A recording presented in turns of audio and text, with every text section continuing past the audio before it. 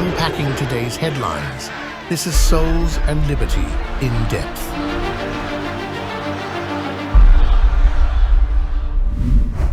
Hello everyone and welcome to In Depth, a production of Souls and Liberty brought to you in partnership with MyPillow. Take a look at this. All the hate and division in America started with them. More on that later. But first, the course of human history approaches a crescendo, and I think the blatant, the brazen anti-Catholicism, I think it's just a reflection of that. It's a natural outflow. All right, 22 days to go, and hatred toward Catholicism by communist Dems is again front and center.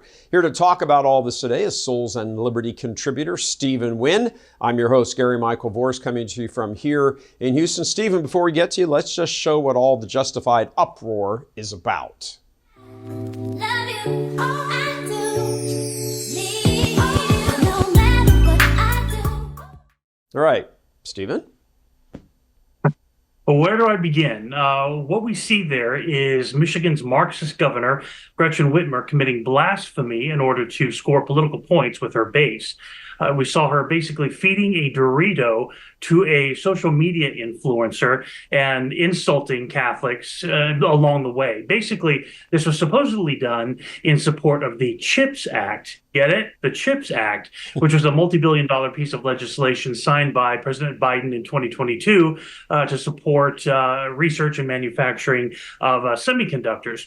But what it ended up doing was, obviously, Catholics were insulted by this. They recognized that the Eucharist was being mocked, as was Holy Communion. And so they provoked a great outcry among Catholics in Michigan and across the United States. As a result, Whitmer was forced to come out and apologize. She said, I would never do something that would denigrate someone's faith. Well, that's exactly what she did. I mean, can you imagine if she'd done something like this, mocking her Muslim constituents, for example? They wouldn't tolerate it. Well, Catholics they got fired up, thankfully, but Democrats feel that they're able to do this against Catholics. Whitmer and her other fellow Democratic leaders, they're either idiots or villains. I think both. They really don't understand that some things are sacred, and it's called Holy Communion for a reason. Yeah, exactly. It's a couple of thoughts popped through my head there. Yeah, there was this protest at the governor's mansion over the weekend by Catholics. Catholics show up and hold signs and pray. Muslims would have burned the governor's mansion down with her in it. So it's I think this idea that I didn't ever mean to insult anybody. Please. And to your point of are they idiots or villains? Well, two things can be true at the same time. Right. Do you? Yeah. I want to talk to you, later on in the show about just sort of the blatant, like, screw you, we don't care thing. But the apology that came out, touch on that for a second, please. An apology. That's I'm sorry if you were offended apology. It's your fault, really. Yeah. Right, exactly. Yeah, basically, she's saying, get over it. Don't get so worked up. It's not a big deal. Well, again, it is a big deal. You're mocking the Eucharist is the source and summit of our faith, and you're mocking a sacrament of the Catholic Church. And again, it just shows that that nothing is sacred with these people. They don't really understand that concept, and so they can do anything. Everything becomes open to mockery when they're just politically driven and driven by a diabolical ideology. Ultimately. Yeah, absolutely. All right, Stephen. When we come back, what's behind all this hatred towards Catholicism by the Democrats? The establishment has tried to assassinate President Trump twice, but we can't really be shocked that those who slaughter 1 million unborn babies each year would try to kill one more human being who stands in the way of their diabolical agenda. Trump, like every one of us, including all of us at Souls and Liberty, is a sinner. But like all of us, he is in the fight and fighting for all of us to get one more chance, maybe a last chance, to save the republic. We must hang together, or as Benjamin Franklin said, we shall hang separately. And maybe far sooner than many imagine, because communists take over and always persecute Christians and Catholics in particular. Let us help you fight these forces of evil. Become a monthly supporter today so we can continue giving you the information, the tools of our faith, and the support network you need to go out and save souls and save our nation. Join our merry band of happy warriors and click below to get into the fight. We need you, we need each other. Join the resistance. Become a monthly donor today. All right, welcome back. Stephen, from Harris snubbing the Al Smith dinner in New York to Merrick Garland's DOJ labeling all of us Catholics as domestic terror threats, never stops with these guys. What do you think's going on behind the scenes with that? I mean, they're so open about it. It's right. Yeah, it's remarkable when you think about it. I mean, Catholics have been a major voting bloc in for the Democrats for generations, really. So it's just odd when you think about it. At least looking at it from the surface, that they would do this. But I think ultimately this is rooted in the war of worldviews. It comes down to the clash between Christianity and communism that we see unfolding across the United States today. As Democrats have become more and more godless over the past several generations, first embracing contraception, then abortion, then all things LGBT, and now outright Marxism, the Catholic Church has become more and more of an impediment to the fulfillment of their agenda, ultimately. And we see this throughout history. The Catholic Church defends God's timeless, eternal laws.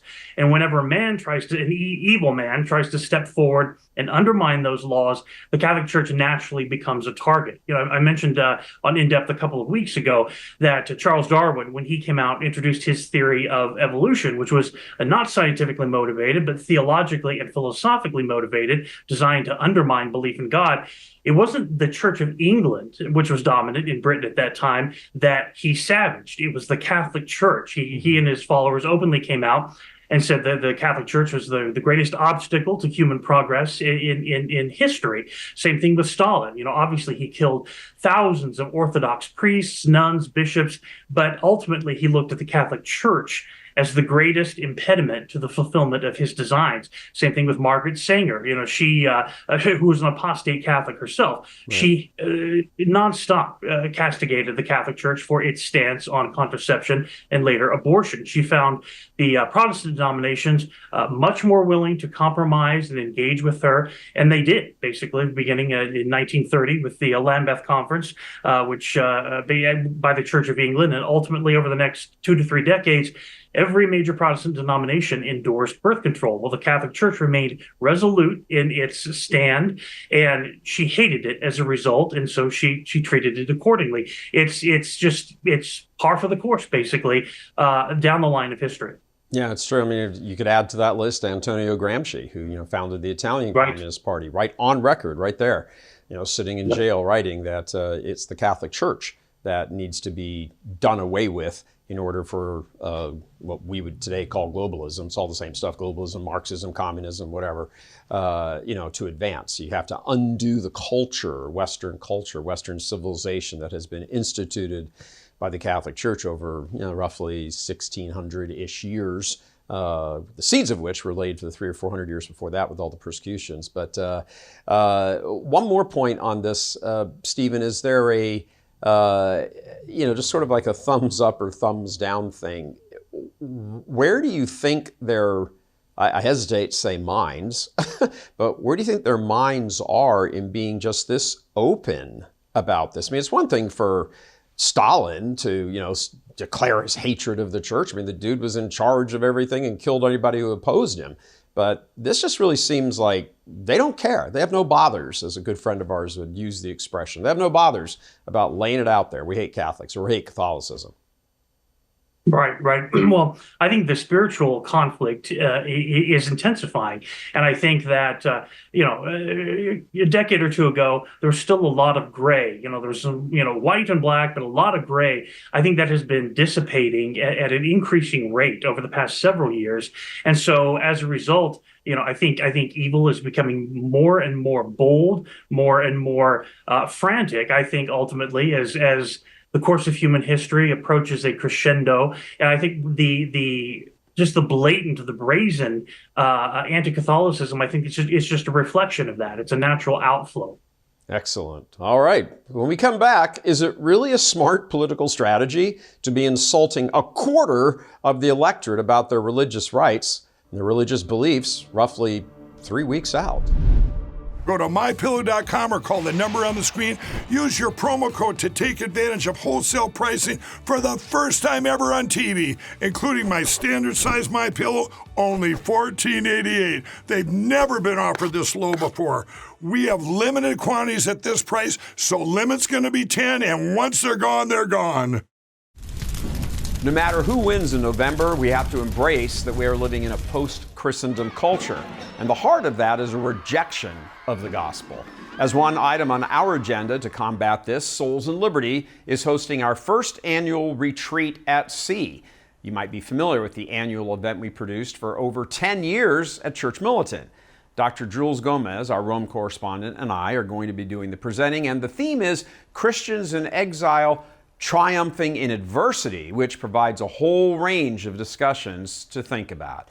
Now, we sail out of Galveston, Texas to the Western Caribbean November 10th to the 17th, yes, right after the election. I think all of us are probably going to need it one way or the other. Please join us for serious discussion, spiritual preparation, and bonding, very important, bonding with fellow Catholics.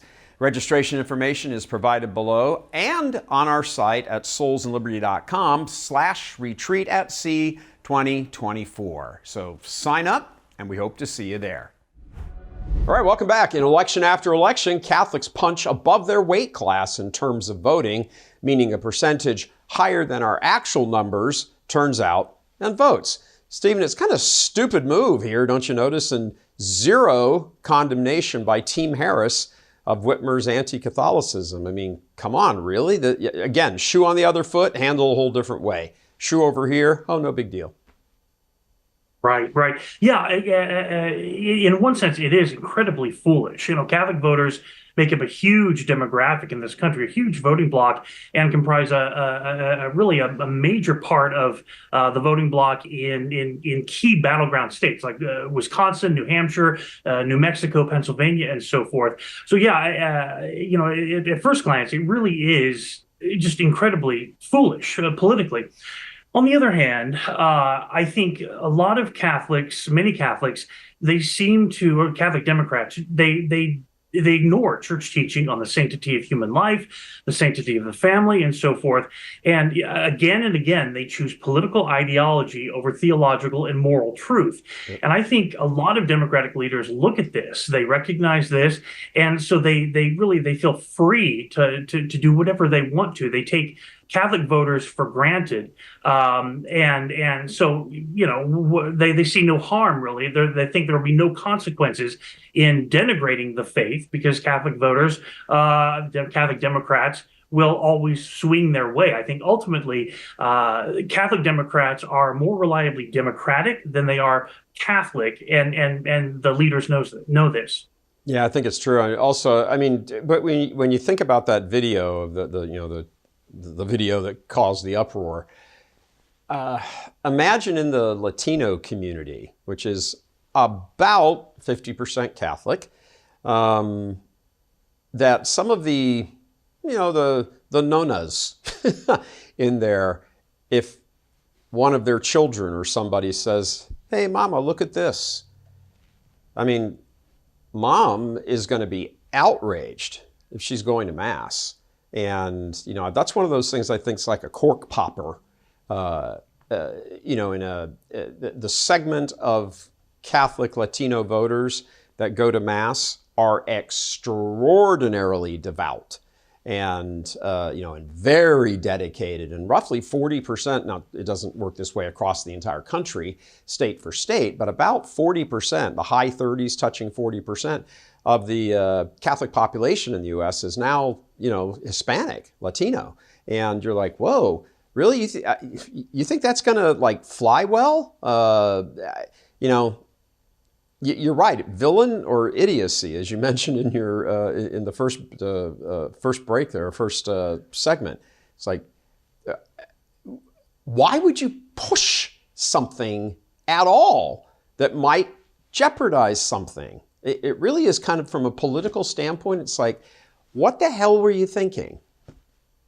Right, right. And especially in this election when literally every vote counts. It just seems, I don't know. I really can't explain it other than just a blindness, basically. The electorate is every single person is crucial in this election, and so for them to be for Democratic leaders to be just so willing to pander to their leftist base and discount whatever impact the Catholic vote may have, it's mind-boggling, really.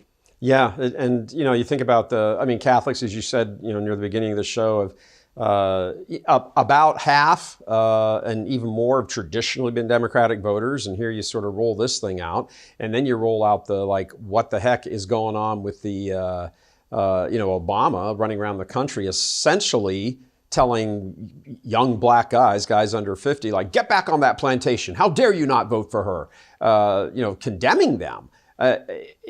To me, these sorts of things are like acts of desperation that you do when you sense everything is beginning to slip away. It's like that wounded animal thing.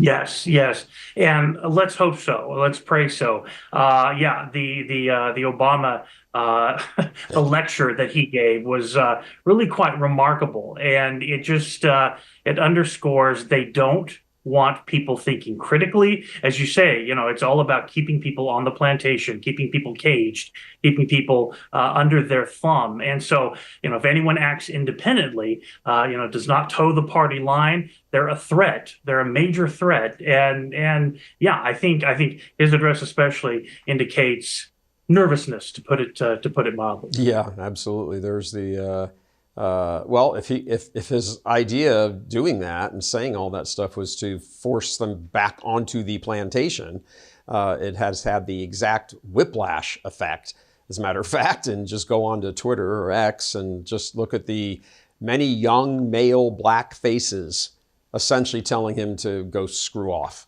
It's really amazing. I was like, wow, they're really, again, it's all of these intangibles. And when you pile on something like Whitmer's, mockery of the Eucharist, not mockery, sorry, not sorry sort of thing, Obama with this, none of these things in a political arena are in a vacuum. They're all in context with each other. They may not have a solid line drawn, but then there's a dotted line drawn. All of these things all work together to create an atmosphere that I think it looks to me kind of like they're beginning to self-destruct, or they're worried about it, certainly.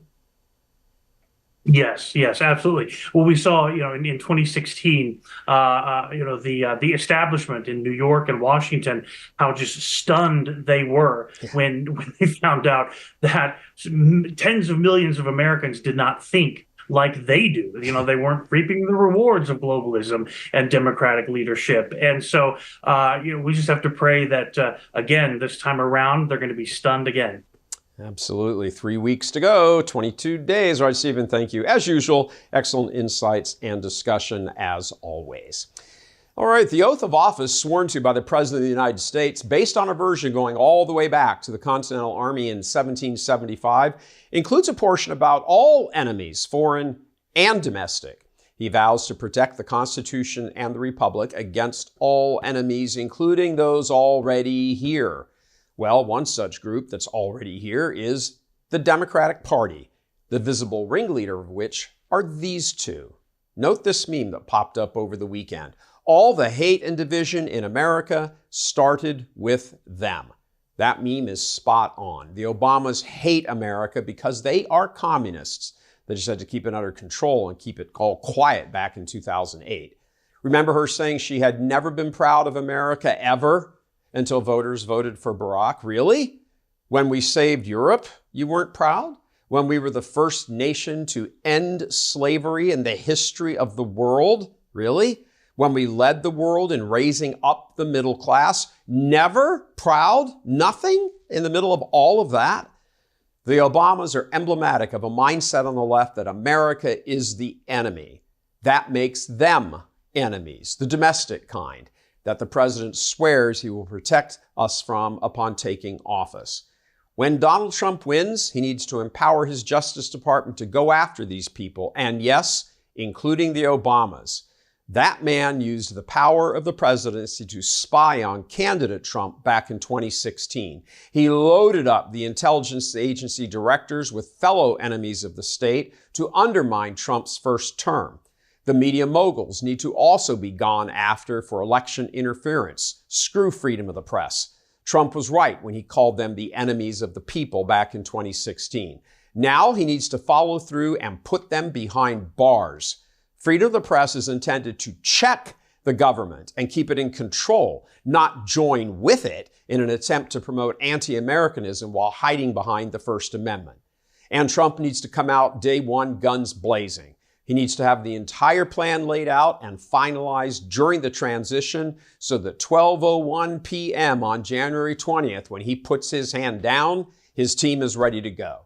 Get an actual America First Attorney General through the confirmation process in lightning speed, and then have that man charge Merrick Garland with anti-American activities. And round them all up. Obama, Schumer, Pelosi, Christopher Wray, James Comey, Hillary Clinton, Rachel Maddow, David Muir, every one of them. Hit them with lawfare and criminal counts. Hold the trial in Oklahoma, and let's get this done. Trump did not realize in term one just how deep the deep state actually is. Well, since then, they've tried to kill him twice. Pretty sure he knows now. If you don't go after these guys and make them pay, they'll just lay low until their next chance. Get them and deal with them.